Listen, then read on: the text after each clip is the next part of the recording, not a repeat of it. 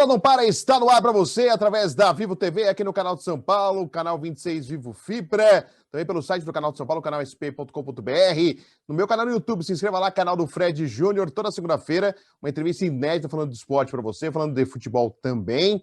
Claro, a gente normalmente faz as entrevistas no estúdio, perto ali da região da Avenida Paulista, mas em virtude da pandemia, estamos fazendo online, virtualmente, e com isso a gente consegue abranger e encontrar personagens do esporte, do futebol, não só de São Paulo, mas por todo o Brasil e até do exterior. Nós já fizemos entrevistas com o pessoal lá fora. E com muita alegria, nosso contato é com o Geninho, grande técnico do futebol brasileiro, foi goleiro, treinador vitorioso, de muita experiência, e vai bater um papo com a gente aqui no A Bola Não Para. Geninho, um grande abraço, muito obrigado por atender nosso convite. O prazer é meu, um prazer muito grande estar participando do teu programa. Tá? É sempre muito bom falar de futebol. Com certeza, sempre é bom falar de bola. Geninho, quero que você fale um pouquinho esse mercado de treinadores, Geninho. A gente está vendo uma concorrência muito grande e agora com o Brasileirão já em andamento, com essa nova regulamentação que os clubes podem demitir uma vez só, na segunda, se demitir, aí tem que pegar uma pessoa da comissão técnica que esteja no mínimo há 6 meses no clube.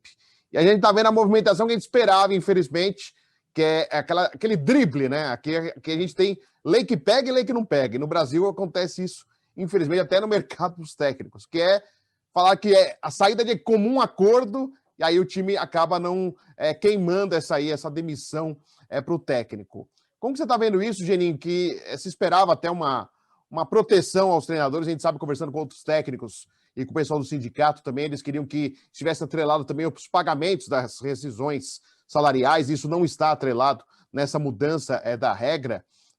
Como que você está vendo esse momento que agora é em comum acordo e aí o clube pode ainda continuar contratando e demitindo técnicos do futebol brasileiro, hein, Geninho? Olha, eu acho que era uma coisa que vinha e eu acho que pode trazer um benefício muito grande, porque os clubes vão começar a pensar um pouquinho melhor nas escolhas, né? Não tem aquela de vamos arriscar e depois ver o que dá na frente. Nós vimos campeonato com clubes trocando 3, 4 vezes de treinador no decorrer, e isso é muito ruim para o trabalho em si.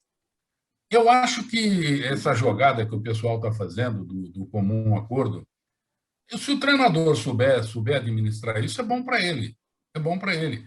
Porque para que se tenha o comum acordo, as duas partes têm que assinar. Não adianta o clube chegar e falar, eu demiti o Geninho de comum acordo, se o Geninho não concordou, não assinou. Então é a hora do treinador demitido falar, eu só assino se você me pagar tudo. Acabou, ele bota o clube na parede.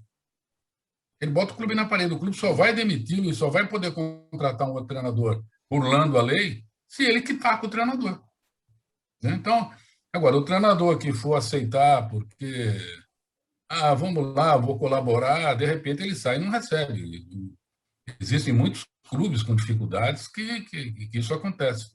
Então, eu acho que o treinador tem que ser inteligente, ele tem que jogar com a lei também, né, com aquilo que lhe beneficia. Ele já está sendo mandado embora, né, se não for... Porque alguns casos vão acontecer de comum acordo. Eu acho que alguns casos vão acontecer. E aí terão que ser administrados dentro do acordo que vai ser feito. Mas no caso de uma demissão, que parte do clube e que o profissional gostaria de continuar o seu trabalho, ele tem essa arma de falar, tudo bem, eu aceito. Vamos assinar aí um comum acordo para que vocês fiquem com a possibilidade de buscar um outro treinador, mas eu quero receber. Meu contrato ia até tanto, é isso aqui, pronto, me paga e eu assino. Né?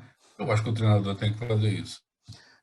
Claro que alguns treinadores ficam com medo assim de fechar portas, né, Geninho? Porque às vezes o mais experiente acho que tem mais condições de fazer isso. Você acha que o mais novato pode ser que fique com receio de fechar portas? Com certeza. Com certeza, com certeza.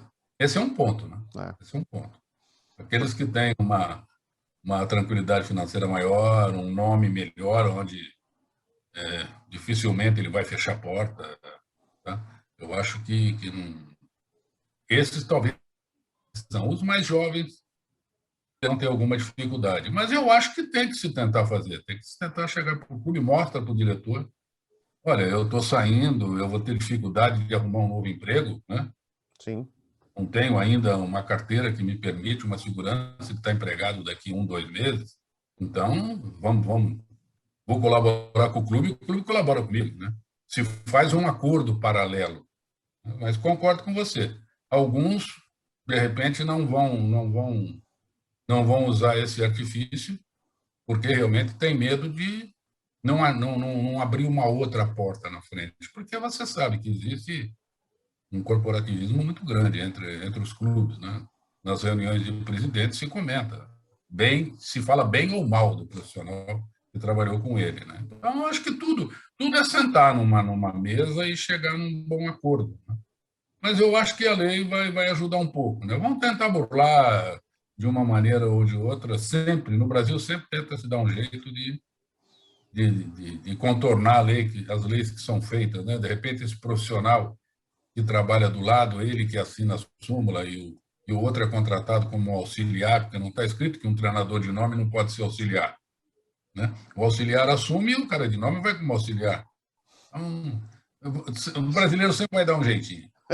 Isso a gente dá risada, mas é triste isso, porque é bem assim, né? Os caras já veem um jeito para tentar dar uma mexida, para não se prejudicar, né? Porque aí, Não, nós temos um exemplo, não é o caso da demissão, mas um exemplo de que isso pode ser feito. O Atlético Paranaense, ele ainda está terminando o curso da CBF para poder ser aceito como treinador. Ele entra na súmula como auxiliar, quem assina como treinador é o Autuori, é o Autório. Paulo, que é o gerente de futebol. Ele assina como o treinador. O Paulo tem os cursos todos, ele assina como treinador, e quem vai para a beira do campo, o Paulo só tem que fazer o sacrifício de ir lá e sentar no banco. Mas é um jeitinho, né? É verdade. E, Geninho, a minha próxima pergunta seria sobre isso. Curso da CBF, como que você tem visto? É muito caro, inclusive, né? O valor é muito alto, né? Vai nessa aí. O mais novo, o cara sofre um pouco mais, o cara que tem um certo recurso consegue. Mas como que você tem visto aí? Você já participou dos cursos? O que você tem olhado, percebido? O que é passado? Nós já tivemos algumas críticas anteriores sobre alguns profissionais que estiveram aqui, estrangeiros aqui, falando do curso, ministrando o curso da CBF. Agora existe já um elogio aos cursos, a gente percebe dos técnicos que já vão participando mais recentemente, elogiando o curso. Mas como que você vê o curso em si, isso de ser caro, né, muito caro, inclusive com os técnicos têm que pagar as suas despesas pessoais, né, ou seja, encarece ainda mais, né, porque não é fácil, tem que ficar no mínimo aí um final de semana, alguns dias aí para você estar no Rio de Janeiro, porque é presencial. Como que você vê tudo isso, Geninho? Olha, eu acho que os cursos estão melhorando a cada tempo. Eu acho que eles são importantes, são bons cursos, são ministrados por profissionais competentes, tá? E, como tudo que começa, vai melhorando na sua sequência. Eu acho que dá um conhecimento bom, né, de coisas novas, daquilo que está se fazendo dentro do futebol, como se faz esse intercâmbio de hoje, alguns profissionais de fora vim ministrar algumas palestras ou algumas aulas. É muito bom, dá até credibilidade ao curso, tá? Agora, concordo com você que os valores que começaram razoáveis hoje estão caros. São caros e muita gente não consegue pagar, porque tem profissional que não ganha, está começando aí, a partir do momento que ele parte com uma licença A, a coisa já é cara. A C e a B ainda dá para suportar, mas quando chega tem alguns quesitos para que você registre a sua licença Pro, né? Só a Pro pode ser registrada na Comebol, você tem que pagar uma taxa um pouquinho pesada. Então, os valores são muito altos. Você citou um fato: quem está fazendo o curso tem que ficar ali quase que uma semana, né? Próprios por ali fazendo o curso. Então, você tem hotel, você tem mais alguma coisa que encarece, mas é uma necessidade. É uma necessidade de você poder credenciar os profissionais. Uma coisa que se reclamava muito é a não aceitação da licença fora do Brasil. Exato. Você gasta uma fortuna dessa, você tem isso aí, e de repente você não pode trabalhar lá fora. Com esse credenciamento da Comebol já melhora um pouco a aceitação em alguns países. Na Europa agora, aquele que tem a Pro, e é só a licença Pro, acho que está sendo aceita na Europa, você tem que provar que trabalhou 5 anos na Série A do brasileiro. Não é todo mundo que está tirando as licenças que já trabalharam em equipes, né, como profissionais titulares do cargo, 5 anos. Então, essa é uma luta que a turma toda, né, a Federação Brasileira dos Treinadores de Futebol vem batalhando há muito tempo. Estão trabalhando em Brasília para a regulamentação da profissão, estão trabalhando junto à CBF, há muita gente, para que haja essa paridade. E eu acho que a CBF poderia ajudar muito nisso, né? Fazer um acordo com a UEFA, com essas coisas, porque muita gente que teria condição de trabalhar tem o seu mercado restrito porque não tem essa aprovação da UEFA. Há uma proteção de mercado lá fora que nós não temos aqui. O brasileiro tem esse jeito de aceitar mais fácil. O profissional vem de fora, vem com uma licença, se essa licença é reconhecida, ele trabalha. Então, eu acho que deveria haver uma paridade em relação a isso. No meu caso, eu com alguns treinadores, né, por aquilo que nós já tínhamos feito no futebol, títulos que tínhamos ganho, período de trabalho, eu agraciado com a licença pró, sem precisar fazer o curso, né? Nós tivemos uma solenidade na CBF, logo no início, né, a implantação do curso. Então, vários treinadores receberam esse pode-se dizer, né? Até esse reconhecimento por aquilo que nós tínhamos feito e nos foi dada essa licença própria. Ah, bacana. E até porque, Geninho, tinha técnicos que estavam indo até a Argentina, porque até outro dia a Argentina, a UEFA aceitava, né? Quem fizesse o curso na Argentina, a UEFA estava aceitando para trabalhar. Agora não mais, mas muitos técnicos foram até a Argentina fazer o curso para poder trabalhar. É porque a licença da Argentina era reconhecida na Conmebol, a nossa não. A partir agora do reconhecimento na Conmebol, as coisas vão melhorar bastante, porque a Conmebol tem uma outra entrada na UEFA, né? Você vai passando o CBF, Conmebol, para chegar lá em cima. Então já foi um passo. Mas eu acho que com esse relacionamento, por tudo aquilo que o futebol brasileiro representa, os profissionais que nós tivemos já trabalhando, vários deles fora do Brasil. Sim. Eu acho que é o que eu falo, basta do entendimento, basta de sentar numa mesa, né, e poder trabalhar. Porque não é o caso, estão vindo os treinadores aqui e eu não penso, como muita gente, que eles estão vindo aqui tomar o lugar. É opção de mercado. Alguém abriu um espaço para que eles entrarem, né? Agora, o treinador não tem culpa de ele ter sido procurado, né, e vir trabalhar aqui. E isso já aconteceu com alguns brasileiros lá fora.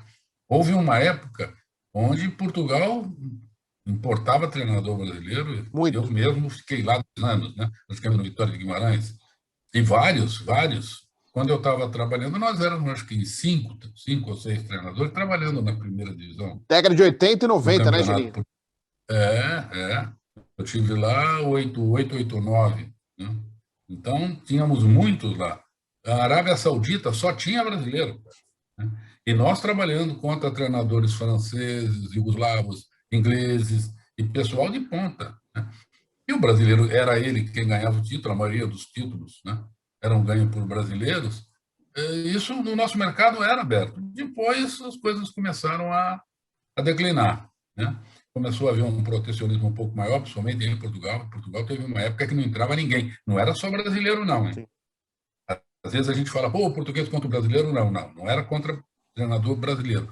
Era contra o treinador estrangeiro. Foi formada uma associação, né? E essa associação fechou e foi para cima da federação, foi para cima de tudo e praticamente não entrava ninguém. As exigências eram tão grandes que era difícil você achar uma brecha ali, mesmo tendo alguns treinadores portugueses trabalhando fora, né? Mourinho fora, vários deles fora, né? Mas agora parece que as coisas estão melhorando um pouquinho. Com essa abertura de eles aceitarem a licença Pro com 5 anos de ar, eu acho que foi um ganho muito grande. Geninho, você acha assim, por exemplo, você citou Portugal, que recebia muito, e você explicou por que mudou um pouco, mas, por exemplo, mundo árabe, a gente tinha muitos brasileiros, mas muitos, ainda temos, mas a gente pensava na década de 80, 90, eram diversos profissionais que trabalhavam no mundo árabe. Futebol japonês, né? Nós tínhamos muitos técnicos trabalhando, e aí as portas foram se fechando, Geninho. Você acha que não só a reserva de mercado, mas os técnicos brasileiros também acabaram, de certa forma, fechando portas? Não, falta de resultado. O árabe trabalha basicamente em cima de resultado. Tá. Eu estive lá 2 vezes, né? E era sempre assim, você conversava sobre você não falava sobre permanência, mas eles encostavam assim, era até uma maneira de, não era de te incentivar, mas de te colocar meio, olha, se você for campeão, nós renovamos. Se você ganhar isso, a gente renova, né? Como é que quer dizer? Se você não ganhar, você vai embora, né? É muito assim lá, muito assim lá. Eu acho que nós tivemos uma época onde todo mundo ganhava muita coisa. A minha primeira passagem em Portugal, eu ganhei praticamente tudo que eu disputei. Eu ganhei Copa da Confederação, Copa do Príncipe, Copa do Rei. E isso acontecia com muita gente. O Paquetá virou rei lá. Sim. Ganhava tudo que tinha direito lá, né? Vários treinadores brasileiros de nome tiveram por lá e foram campeões. Depois de um tempo, isso aí começou a rarear. Começou de alguns outros profissionais de outra nacionalidade, e esses profissionais começaram a ganhar o título. E aí, né, vira uma tendência. É que nem aqui no Brasil. Quem abriu a porta para a vida, principalmente de treinadores portugueses, foi o Jesus, por aquilo que fez com o Flamengo. Sim. Aí acabou vindo, abrindo porta para a Abel, para outros profissionais que estão aqui. Era assim no mundo árabe. Então, essa fechamento não foi fechamento de porta, um fechamento de mercado, né? Porque lá não houve fechamento de porta, apesar que também teve um período que se exigia a licença. A UEFA acabou embarcando tudo isso e levando até para o mundo árabe. A Confederação Asiática também não aceitava a licença da CBF. Agora voltaram a aceitar. Coincidentemente, a partir do momento que voltaram a aceitar, o brasileiro começou a voltar para lá. E, coincidentemente, o brasileiro voltou a ganhar título. Sim. O Pérez acabou de ganhar a Copa do Rei. Essa abertura do Pérez ganhando a Copa do Rei abriu barca para um monte. Já foram mais uns 4 ou 5. Carille está lá, né? Entre outros técnicos. Então, eu acho que se está agora o Mano também trabalhando lá fora. Nós temos alguns treinadores de nome trabalhando lá fora que têm condição de ganhar título. Se esse pessoal voltar a ganhar título, o brasileiro volta a ter esse mercado. Mesma coisa no Japão. O Japão, o que influenciou muito também foi a queda do mercado econômico. Antes, o Japão era muito, muito glamouroso e era uma coisa que todo mundo queria ir, porque os valores dos contratos, como também na Arábia, eram muito altos. Na Arábia ainda continua, né, dentro da procura por essa valorização absurda que nós temos do dólar aqui, porque já não oferecem tanto quanto ofereciam. Só que como o dólar quadriplicou de preço, né, os valores continuam para o Brasil sendo altamente interessantes, mas eles começaram a diminuir a oferta, né? Aquela oferta. Eles sabem quanto vale para a gente o dólar, eles diminuem. Começou, né? Quando eles vinham aqui, eles vinham jogando dinheiro para fora. Mas, com o tempo, ninguém é burro. Eles falaram, poxa, nós estamos pagando muito para esses caras. Porque começou a ir gente, eles começaram a oferecer menos e o pessoal continuou indo. Sim. Né? E agora o pessoal vai porque eles oferecem bem menos do que ofereciam anteriormente, mas o dólar ajuda. O Japão, como passou uma crise num certo momento, parou de importar o profissional. Alguns brasileiros ainda estão lá. Né? O Nelsinho está lá fazendo um sucesso danado, o Levinho voltou. Né? Parou e voltou. Parou e voltou, ele não voltou à toa. Né? Ele voltou porque o Levir é meio dono de Osaka, né? Ele já teve lá, ele tirou o time, ele subiu o time. É a mesma coisa o Nelsinho. Sim. O Nelsinho faz chover lá. Sim. Já virou, acho que até japonês o Nelson, porque ele não pensa em voltar. O Levir não, vai, fica um tempo, né, e volta. Mas tem poucos brasileiros trabalhando no mercado japonês, né? Mas o mercado asiático não é só a Arábia, não. Tem muita gente indo para a Indonésia, muita gente indo para outros lugares, mercados bons, que às vezes o cara vê o nome assim e fala, poxa, não, são mercados muito bem calçados, né? Então, é bom que esse mercado esteja se abrindo novamente para esse pessoalzinho novo aí, né? Nós mais velhos estamos aqui quietos já, né? Parando. A Arábia chega, tive de Arábia foi grande, né? O que eu digo, a Arábia não é ocidentalizada, não tem turismo na Arábia. Sim. Vai chegar e falar assim, não, Doha é uma cidade, Jeddah é uma cidade maravilhosa, que se compara a Doha. Mas você não vai para Jeddah. Né? Você não vai para Jeddah porque não tem turismo para te deixar entrar e ver como Jeddah, como Riad são tão grandes, tão fabulosas como Abu Dhabi, como Doha, como essa cidade. Então, os costumes, a Arábia é mais rígida nas suas leis. Então, não era muito fácil viver lá, não. Tá? Não era muito fácil viver. Então, eu acho que a minha dose de Arábia Já está. já foi completada. Né? Tem um pessoal que, claro, quem faz Catar, quem faz Emirados, é diferente. Você está indo para país ocidentalizado. Sim. Né? Hoje talvez tenha eu vi acho que uma reportagem, um documentário, hoje talvez tenha mais estrangeiro vivendo em Dubai do que o próprio árabe. Nós estamos conversando com o Geninho, técnico de futebol, aqui no programa Bola Não Para. Vamos a um rápido intervalo e já voltamos. Tem mais esse bate-papo legal com o Geninho aqui no nosso programa. Já voltamos.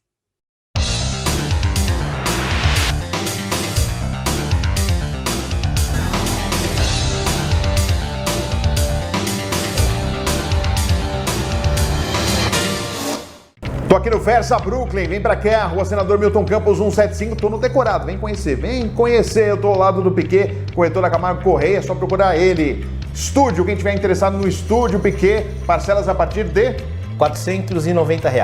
Fechando o negócio, ganha o final de semana na pousada Flores do Lázaro, em Ubatuba. Vem pra cá conhecer.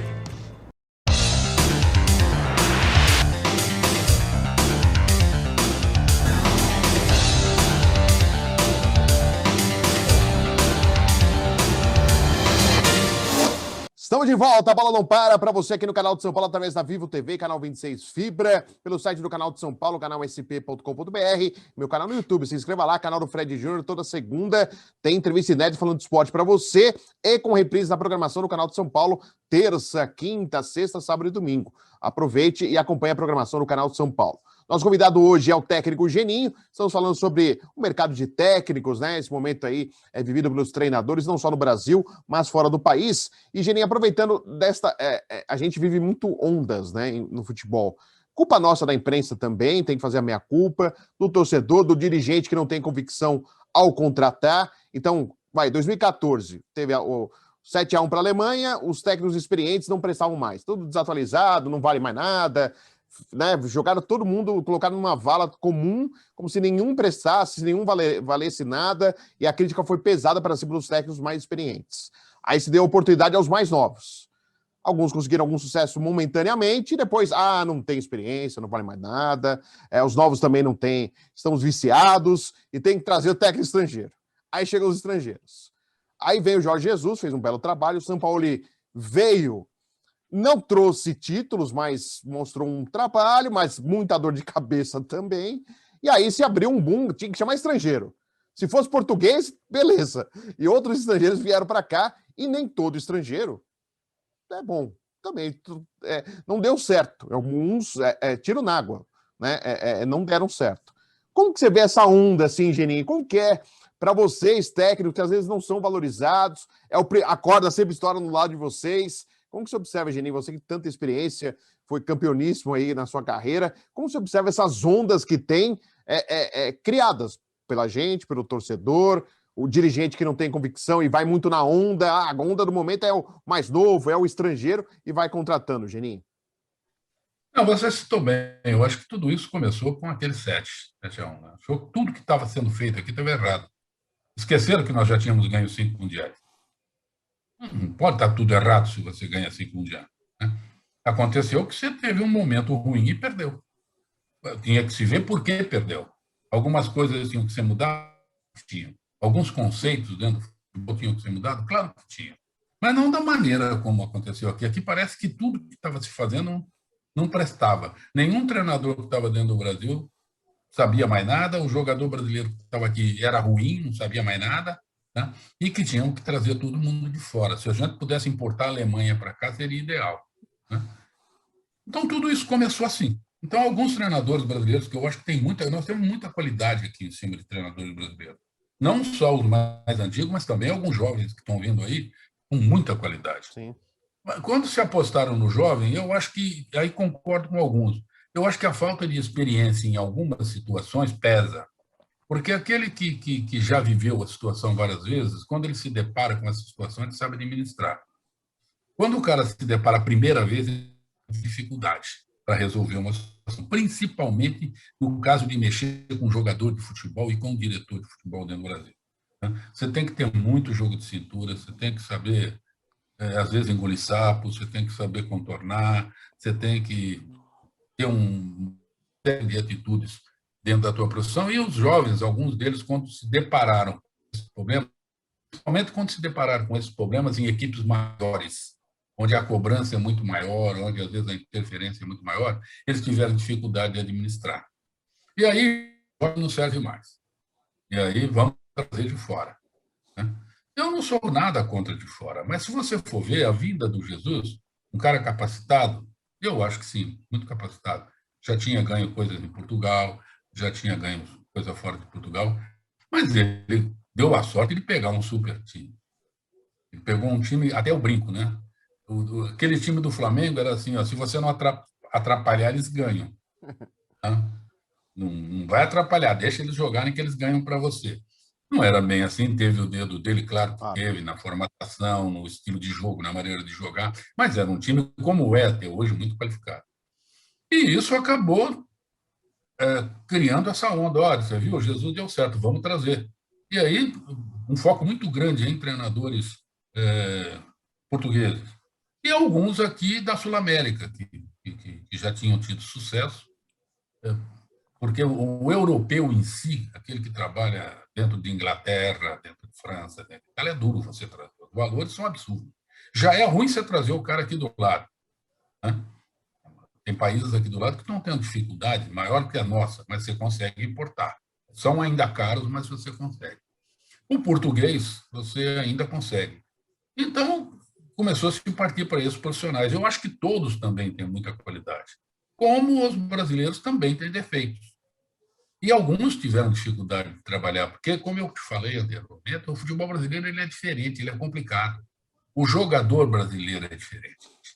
Né? A maneira que se administra, os diretores, a administração, a organização de um clube brasileiro é diferente do clube europeu. E o cara que vem de fora sente isso. Talvez o sul-americano menos, mas o cara que vem da Europa sente. Lá a organização é muito grande. Né? Lá a maneira do jogador encarar a profissão ela é realmente profissional. Né? Coisa que no Brasil não é muito. O sul-americano é pouco mais parecido com a gente. Então, alguns treinadores sul-americanos, às vezes, dão mais certo do que o europeu aqui. Mas uns dão certo, outros não. Nós estamos vendo alguns treinadores com altíssima qualidade. Você vai falar que o Crespo não é um grande treinador? Sim. A dificuldade que ele está tendo. Sim. O treinador que estava no Inter, que acabou saindo. O Miguel Ramírez.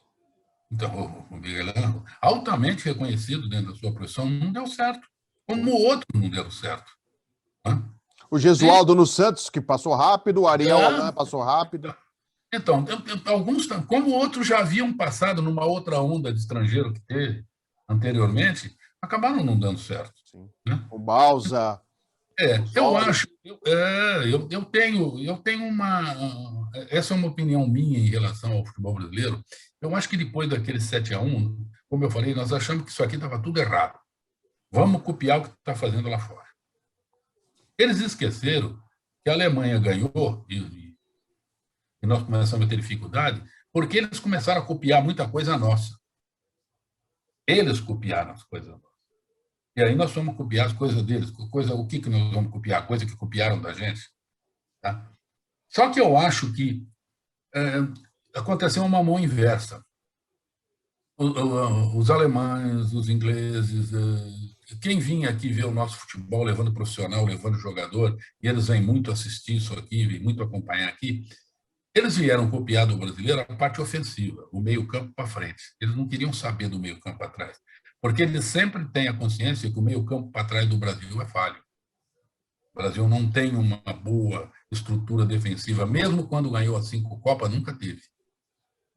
E eles sabem que a estrutura defensiva deles é muito boa. Sim. São melhores. Sempre eram, mesmo quando perderam as Copas, a estrutura defensiva do europeu sempre foi muito superior à nossa. Né?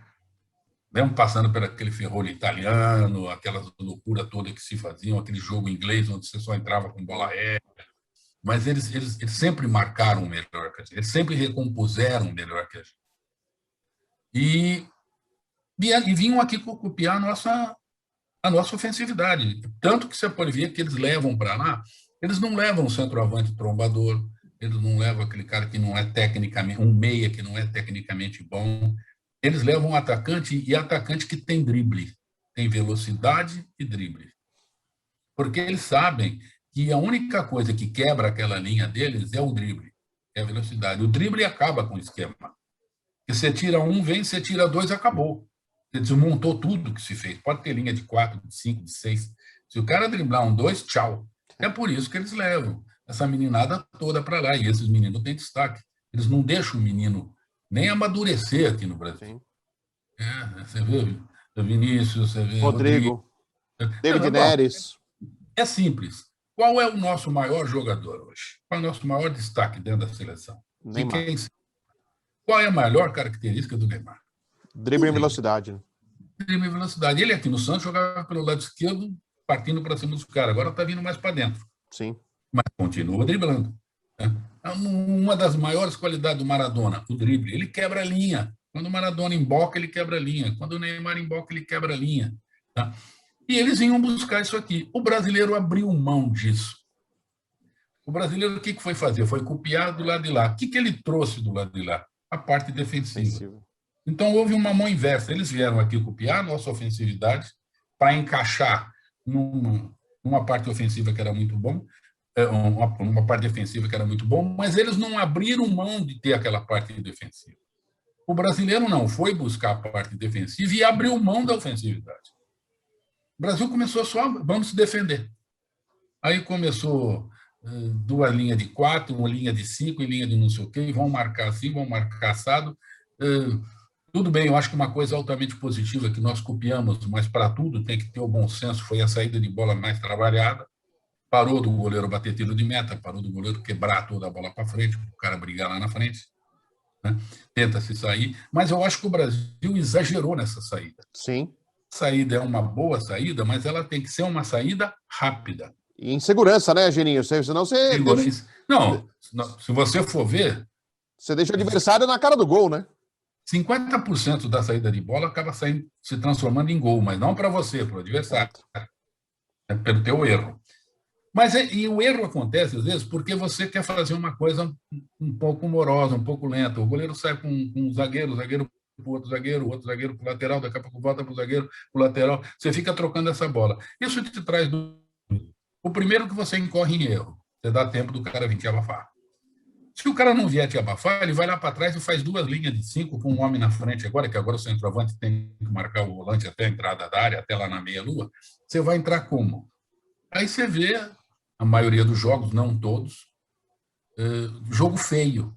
Jogo onde uma equipe tem 70% de posse de bola, chance real de gol, para fazer o goleiro do adversário fazer defesa. 2, 3.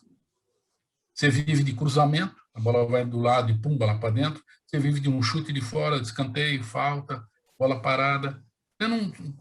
Por quê? Porque você tem dificuldade de entrar. Então, eu acho que nós tivemos essa dificuldade muito grande. Tá? Eu acho que o futebol não é que o treinador estrangeiro ou o treinador brasileiro. Tá? O estrangeiro, ele chega aqui, ele vem com uma cultura. Claro. Você pode ver um time de 12 estrangeiros, quando vem aqui, eles tentam fazer essa saída de bola, mas com uma transição mais rápida. Ele traz isso de lá. Aqui nós tentamos copiar, mas nós copiamos de uma maneira... Né? Não tem uma velocidade de transição. As equipes que têm velocidade de transição estão se dando bem. Aquelas que fazem um abafo e vêm, jogam em bloco, mas que quando tomam a bola tentam sair mais rápido, pegar o adversário no contrapé, pegar o adversário ainda se arrumando, elas estão tendo mais facilidade dentro do campeonato. É só reparar as equipes que estão jogando em mais velocidade, porque velocidade é fundamental dentro do futebol, com e sem bola. Né? Aquelas equipes que querem trabalhar muito, invariavelmente, hoje as equipes que estão ganhando não estão tendo uma posse de bola tão grande em relação ao adversário que jogaram. Né? Não estão tendo aquelas 70%, 60%, elas equiparam. Tem até, às vezes, um pouco mais quando ela toma conta do jogo. Né? Aí, a posse de bola, às vezes ele faz um resultado, a posse de bola vem porque ele já fez 2 gols. Aí ele para de lá para cima e começa a administrar. Aí cresce a posse de bola dele. Aí é uma posse de bola que eu concordo. Você já fez o resultado. Sim. Já fez 2 gols na frente, 3 gols na frente. Deixa eu segurar aqui, agora eu vou na boa. Aí entendo você segurar. Mas para você buscar um resultado, eu acho que velocidade é fundamental. E isso independe de ser um treinador brasileiro, velho ou jovem. Eu acho que aí depende da cabeça do cara, aí depende da maneira que o cara entende futebol, aí depende da maneira como ele vê futebol, o que ele quer do time dele, como ele gosta de jogar, cada um tem uma característica pessoal, e isso independe de ser profissional brasileiro velho ou novo e algum estrangeiro, aí depende do profissional. Né? Eu estou vendo agora, até comento com os amigos, né? Voltou a moda de se jogar com 3 zagueiros. É isso que eu ia perguntar agora. Porque em 90, né? Eu sou de 78, então eu vivenciei muito isso de falar: 3 zagueiros é defensivo, o Lazzaroni ficou marcado por isso, a era Dunga, na Copa de 90, que o Brasil foi eliminado nas oitavas para a Argentina. No melhor jogo que o Brasil fez, o Brasil foi eliminado com a Argentina em 90. Que é exatamente o que você falou, Maradona quebrou a linha, foi limpando todo mundo. Foi lá dentro. Jogou pro Canija e o Canija já fez o gol. Como você tá vendo agora, Geninho? 3 zagueiros de novo, mas agora... Não, mas não é um esquema defensivo, 3 zagueiros, eu tenho os alas que abrem, são 2 novos atacantes. Como que você vê agora, Geninho? Sempre existiram os alas nos 3 zagueiros. Né? Não, eu acho que... O Lazzaroni começou lá embaixo, talvez foi um dos primeiros a usar aqui. Vadão usou com mais sucesso. No Felipão em 2002 também, na Copa. Então, o Vadão tinha uma vantagem. O Vadão foi talvez um dos caras que melhor usou o 3-5-2 naquela época. Carrossel Caipira, com o Mojimirim. Copiando a Holanda. Sim. Ele tinha 3 zagueiros, mas ele rodava o time dele. Era um futebol que hoje seria um futebol altamente moderno. Sim. Altamente moderno, e eu acho que traria complicação para os adversários, porque ele rodava muito, ele não tinha um jogador fixo numa posição, ele não tinha um ponto aqui, um ponto ali. O Allen entrava para dentro, o volante entrava como centroavante. Gostei muito, muito, muito. Esse pessoal novo aí deveria pegar o Mugido e dar uma olhada, porque, olha... Valber, Leto e Rivaldo saíram para o Corinthians em virtude de tudo que eles faziam, né? Depois o Valbeiras também. Então, era um 3-5-2 que encantava, não era aquele 3-5-2 fixo. Sim. E eu sempre gostei, eu via bastante de futebol europeu, às vezes a gente viaja, tem alguns amigos lá, a gente ia ver como fazia, conversava com um, conversava com o outro. E eu acabei começando a usar o 3-5-2 mais diretamente em 2000 no Paraná Clube. Eu fui campeão da Série B, naquela época era módulo amarelo, a Série B. Eu fui campeão usando o 3-5-2 do Paraná. Só que meu lateral esquerdo era Ronaldo Alfredo, e era um meia. E o baiano do outro lado descia que nem um doido. Tá? Porque eu acho que para você usar o 3-5-2, você tem que ter jogador com característica disso. Se você não tiver um bom líbero, uma boa sobra, e a Alemanha usou volante lá atrás. Sim. Né? A Alemanha não usava zagueiro. Usavam fazendo o Lothar Matthäus chegou a ser líbero na seleção da Alemanha. Beckenbauer chegou a ser líbero na seleção da Alemanha. Então, eu tinha o Ney na época, ele era volante, veio como volante no São Paulo, e eu tinha trabalhado com o Ney no Botafogo, eu sabia que o Ney podia fazer, então eu encaixei. Porque o 3-5-2, na minha opinião, tem que ter alguns jogadores com características. Você tem que ter ala que não é lateral. Tem muita gente que usa 3 zagueiros e bota 2 pontas, 2 meias. Na Europa se usa muito meias nos lados, não laterais. Joga-se com meia do lado, porque o meia ele não só desce aberto, como ele entra para dentro. E aí o pessoal de dentro abre. Sim. Né? Os 2 homens da frente têm que ter velocidade. Às vezes com o pé trocado também, né, Geninho? Muita velocidade, então eles entram lá para dentro e vão fazer isso. E eu repeti esse 3-5-2, e aí ele ficou mais famoso e me deu o maior título que eu tenho na minha vida, em 2001 no Atlético. E encaixou. Eu tinha 2 laterais que pareciam ponta, né? O Alessandro parecia um doido. Eu tinha um volante que saía, que era o Cleberson, que chegou até a jogar na seleção. Eu tinha um fixo, que era o Cocito. Esse ficava ali. Mas o resto ia embora. E eu tinha 2 atacantes que se completavam. Os 2 com muita velocidade, mas um com presença na área e o outro com caindo pelos lados, que era o Alex e o Kleber. E isso fez com que um time que ninguém acreditava virar campeão brasileiro.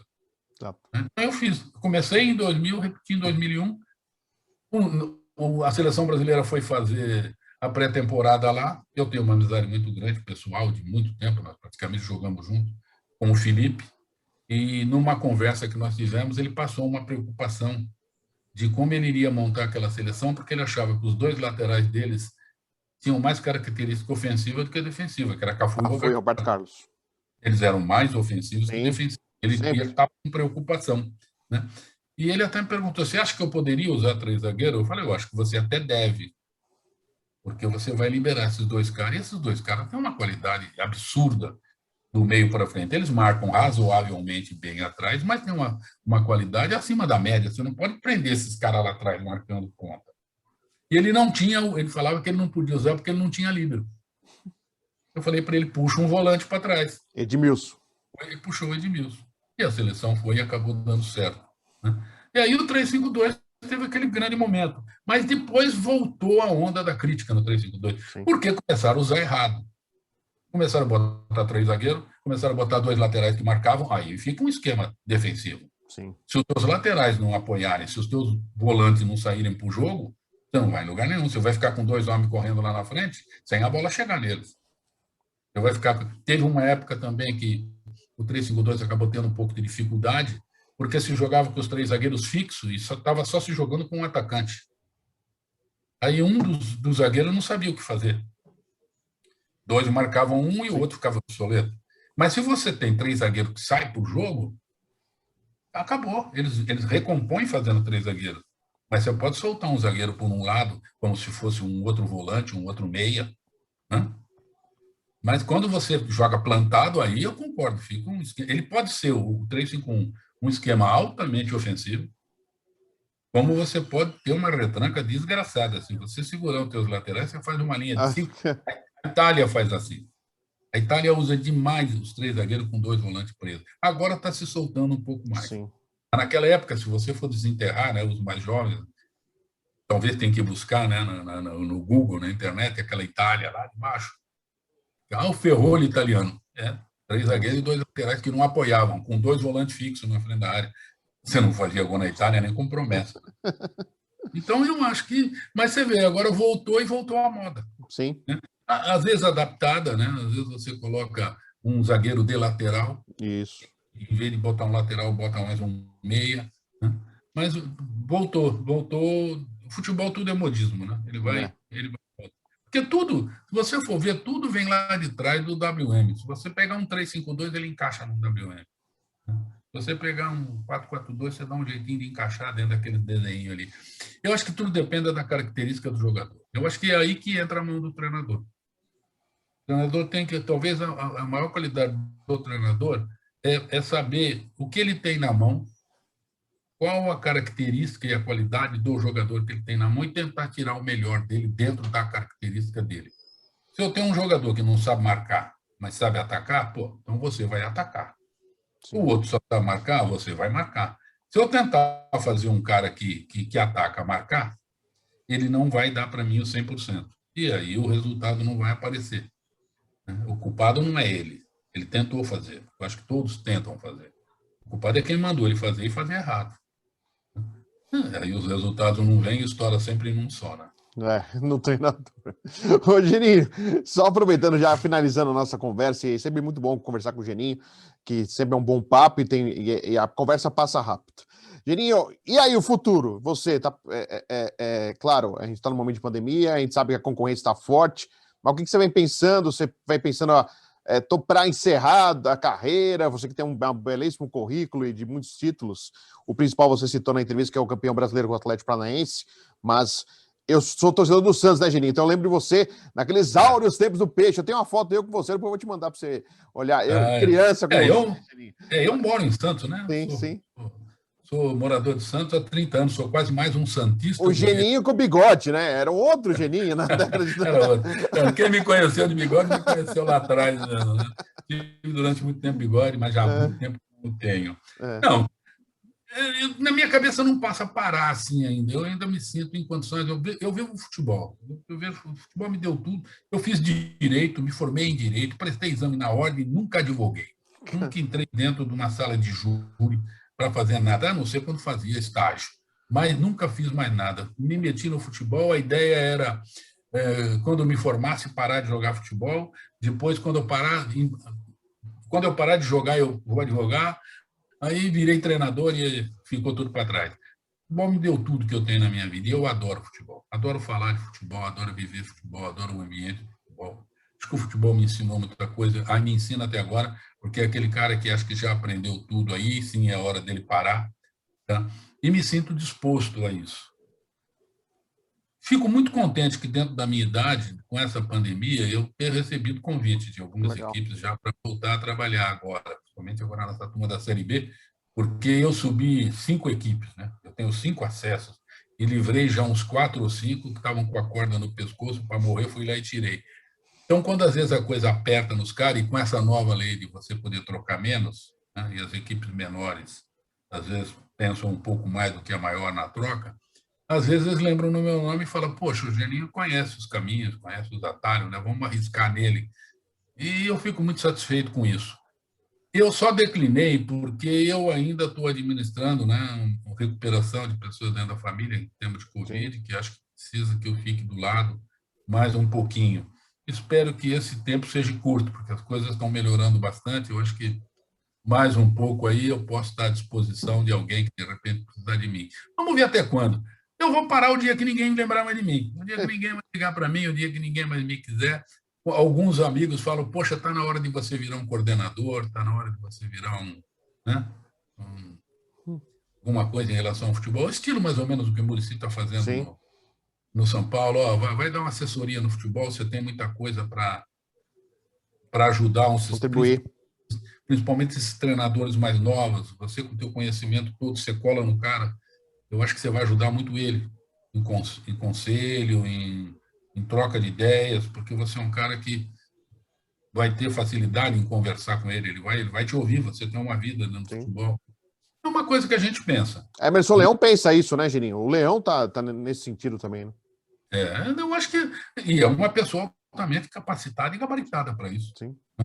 Eu acho que o Leão vai dar uma assessoria para um treinador, qualquer que seja ele, mesmo um treinador de nome, mas se ele pega um cara um pouco mais novo, dessa turma que está buscando o caminho, ele vai ajudar demais. Eu acho que a gente pode ainda colaborar bastante com essa moçada, né?